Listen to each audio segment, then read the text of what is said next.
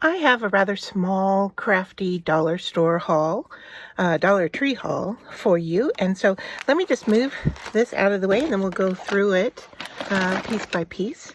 And I'll show you what I found. So let me just bring it down just a little bit so we can crop out some of the mess in the background. Okay, so this was the only package I found of the larger floral foam, but I was going to use them for making Christmas ornaments. So if you see them, grab them. I know that they have smaller ones, and you get a few more in the pack, but finding the ones that are a little bit larger can be hard to find at this time of the year. So I got that.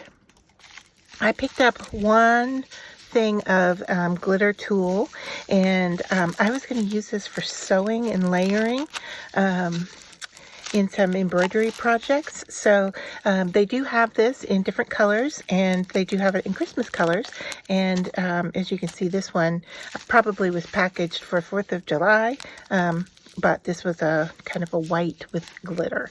I believe they have some without glitter as well. In the fabric section, because it is breast care month, or breast care awareness, they had some pink fabrics, and these are the two I picked out. I think there might have been one or another two. I think there was a floral, and then I think there was one that had the ribbons, but I liked the check and I liked the leaves, and I thought, well, this could be used for crafting or for sewing, and it doesn't have to be for breast care awareness because of the pattern that were on these two. So I grabbed these, and just to let you know, does it say on here? Yeah, it is 18 by 21 inches and 100% cotton. So I grabbed those to work with.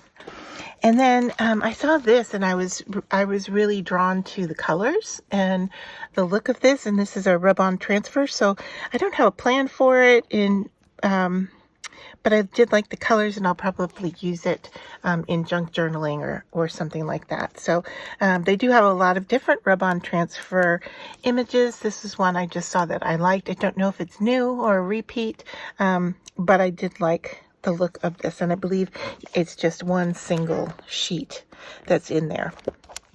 So there's that.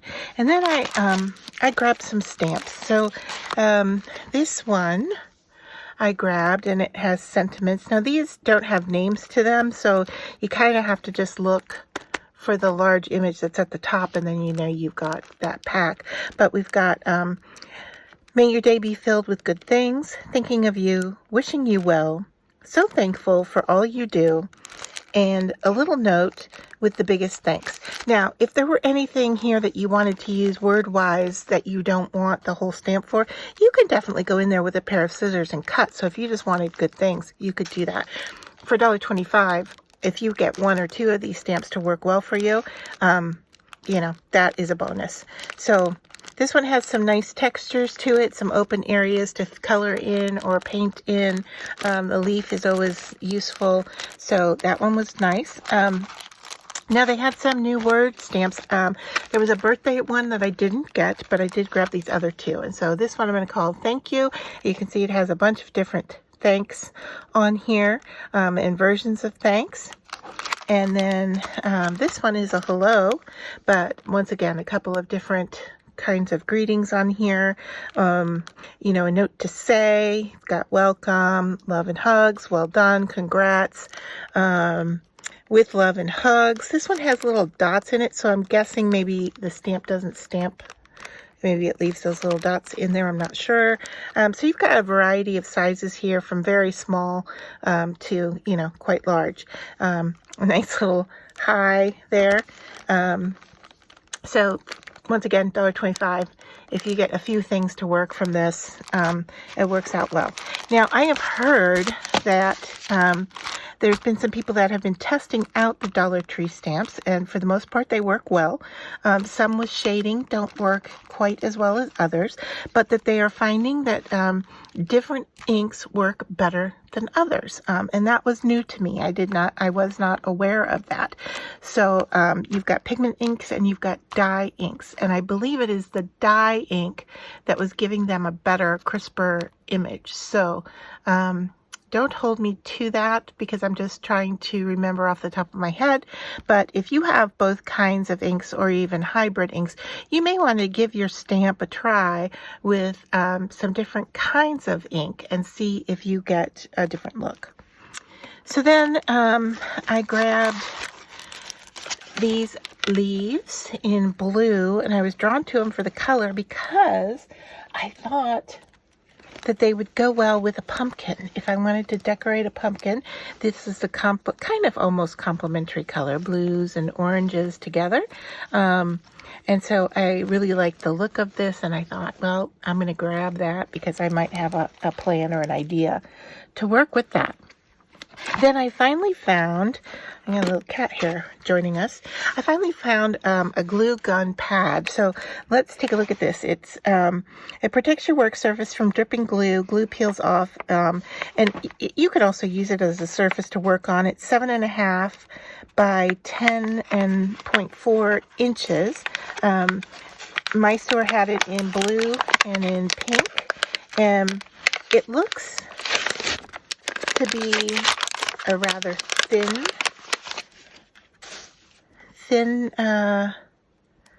piece here. Oh, that's taped shut, so now I gotta cut it without cutting. I just poked into the surface of it.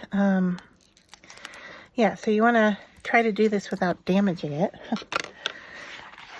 But so that's it. You can see how floppy it is. And so for heating, gluing, you could use it for inking, ink blending, ink smushing, all different kinds of things, but it's nice to have a plastic surface to work on. Mine came folded and with a dent in it, so I think I am going to roll it up again, kind of against that, and hopefully over time it will release that wrinkle for me.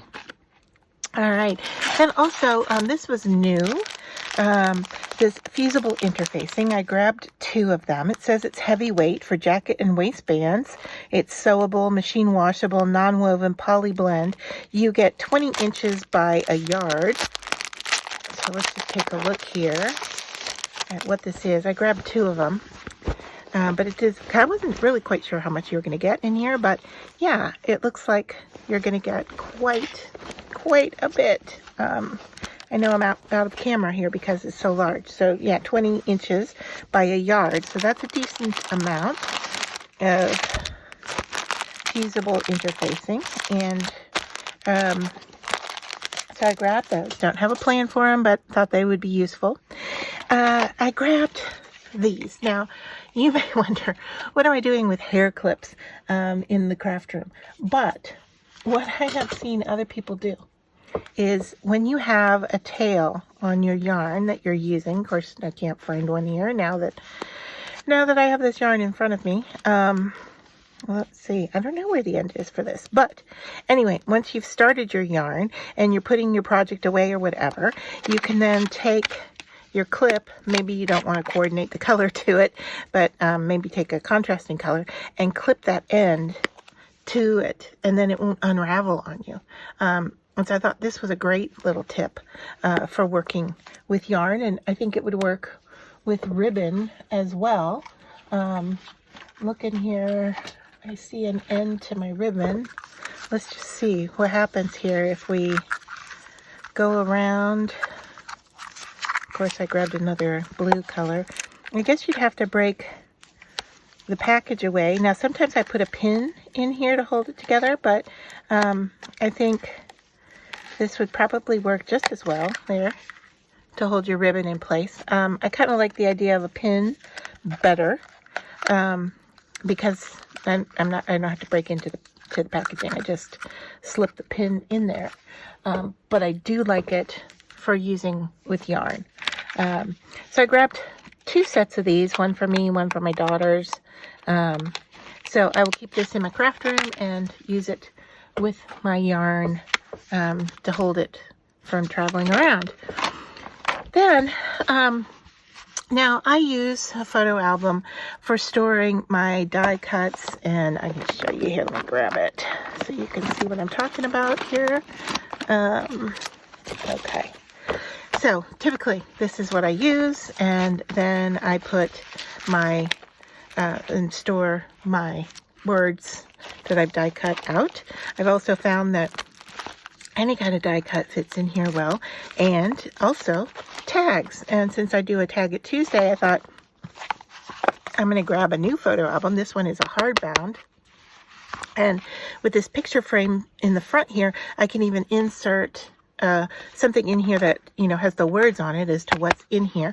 I can label the spine of this, which this one is a little bit harder or thinner to label. But then I can use this to store my tags or my die cuts and use it that way. The other thing I do with these, because they're so inexpensive, and I typically use this kind for doing that, is that I rip the cover off and then cut the sleeves up, and I use them to put my embossing folders in, and some of my die cuts, and even some stamp sets. Now, typically a larger stamp set, you know, wouldn't fit quite in there, but that does work for the embossing folders. It does work for some dies, and it works, you know, cutting them apart works really well, and then I can just stack them up in a bin. So that's what I use these for, and I really liked the hardback version, and I think that would work on a shelf better, and I could then label them and know what they are. So I grabbed that. Lots of different uses for those. And then a few more things here. I grabbed these hooks. I have a lot of, I guess I'll say, equipment in my studio that I tend to just put it on the floor behind me. And my craft room is just kind of out of control at the moment with being organized. And so I thought, you know what, I'm going to grab these command type hooks and really start organizing with them and hanging up the tools that I can hang up, and start getting more organized. So that's what I grabbed these for. Hopefully that will work for some of the tools. I know, like, yeah, I have my iron sitting on the floor behind me, and this is my craft iron, and it has this hook here, so you can see that that would easily go onto a hook and hang against the wall. I don't use it every day, so I don't need it right here in arm's reach. In the makeup section, now you can use a lot of things from the makeup section for crafting, but I grabbed these. These are mini manicure sets. It has 4 pieces, so I'm guessing maybe there's a file. It's like a little tool over there. Okay, it's like an orange wood stick. It's metal though. We've got a tweezer, we've got clippers, and we've got a little scissor. I don't expect them to be, you know, the best quality, and you're probably wondering why do I have. I'm sure you could find a way to use these in crafting, and it could be a travel sized kit that you have a little scissor and a nipper and a tweezer for. But however, what I'm going to do is I bought one of each color for my daughters for Christmas, and I am just going to take some vinyl and put something on top, like, you know, maybe for nails or their name or something like that. So either way, they could be used for crafting. I plan on, you know, putting vinyl on them and then giving it to them as a Christmas present. But $1.25, I thought these were really cute. I had not seen them before. I don't know if they're new, but I grabbed those. And then the last thing I grabbed, which I always grab when I find a bin that I like, this one is a 2 stack. And what I was going to do with this is, for one, I like purchasing baby wipes for cleaning up in my studio, but I also like having a backup of them. And I've noticed that, you know, they're just randomly sitting over here. And once again, trying to get organized, I can stack my baby wipes packages in here, and then, and if I have another one, I even think I grabbed another one. I'm not sure where it is right now, but they could even stand up in here. This is a good size for these to just organize and collect. I can also do, I just bought a bunch of washi tape, and so I'm thinking while I'm sitting here doing this, I'm going to pull these apart because there's two here. Just take this tape off of this and show you that, I mean, I have a drawer for my washi tape, and it's quite full. And I keep trying to find different things that work for me, and I'm thinking that this is going to work. So I just bought a bunch of washi tape that is in these containers, and I don't need them to stay in the container. However, to organize right now, because I have a bunch of these sitting over here in my stash, I could just stack them up in here. So it makes it a little bit easier to grab them when I want to look at my washi tape. I can just grab the bin, look at what's here, and then eyeshadow that would fit in there too, but I have another bin for that.